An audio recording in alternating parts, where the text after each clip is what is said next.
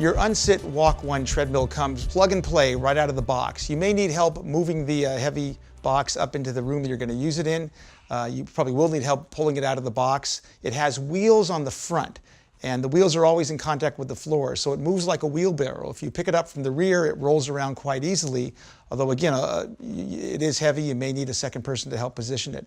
So your desk has to have 40 inches of space between the uprights. If it does, you simply wheel the treadmill out of the box and wheel it up under the desk in between the two legs all the way to the front of the desk feet. You want to align the front edge of the desk about 10 inches back from the front of the treadmill belt. Once the treadmill is positioned under the desk, you simply place the controller at a place of your liking on top of the desk.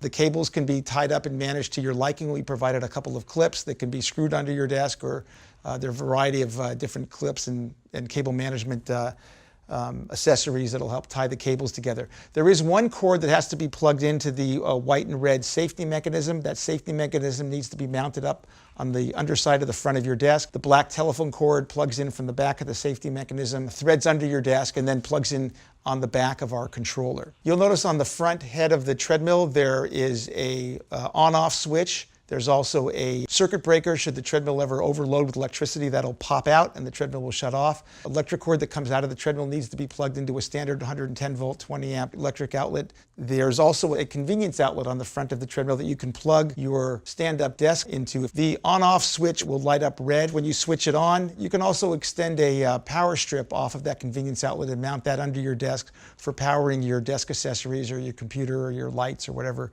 accessories may be on your desk. You'll also see our serial number, and the TUV safety certification decal is on the front edge of the treadmill. That should of course remain there. You may need to reference the serial number in the future for any service purposes. So once the treadmill is positioned under the desk to your liking, you may find some floors are uneven. There may be low spots or high spots on your floor, and that's often the case. You'll find that the treadmill may be tipping in that situation, sort of like a wobbly table in a restaurant. If that's the case, we provided levelers under the back two sides of the treadmill. So just find the one that's low. You might need somebody to help you lift the treadmill up a little bit, and you can simply twist with your thumbs. It may require a wrench, but usually just unscrew one of those levelers and make it take up that extra space on a low spot on the floor to create a solid level treadmill platform.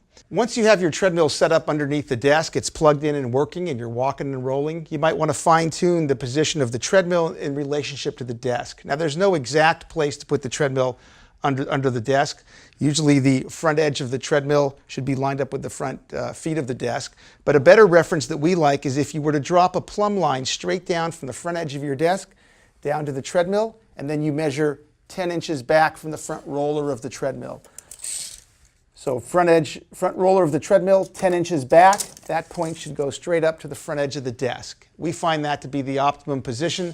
That allows you enough room to swing your feet without kicking the front of the treadmill. If you do find your feet are kicking the front of the treadmill, you might want to move the treadmill an inch or two further forward. Shorter people can move it back a couple of inches. But again, plumb line straight down from the front edge of the desk, 10 inches to the front roller. And there's a diagram of this on page 16 of our owner's manual. And again, no exact position, but whatever's comfortable. All treadmills, sometimes the belt migrates left to right, and that will be very common, as most people do favor one leg over the other. You might not notice it, but people walk with a bit of a limp from one side to the other, and that may cause the belt to track left or right. And we've provided plenty of room for the belt to track underneath the safety rails, but sometimes it'll migrate all the way over. You'll hear a rubbing sound, and you can adjust the belt tracking with these two adjusting screws on the rear of the treadmill. There are a 8mm Allen key wrench that's provided with the blue handle. It came with the treadmill. You simply follow the directions inside the owner's manual, use the adjusting key on the left, turn it the direction you want the belt to go. You start with a half or a quarter turn at a time, and just let the belt walk and run until it recenters itself. Follow the directions on the owner's manual to see how to properly track and adjust that belt, or call our 800 number and we'll refer you to a qualified service technician.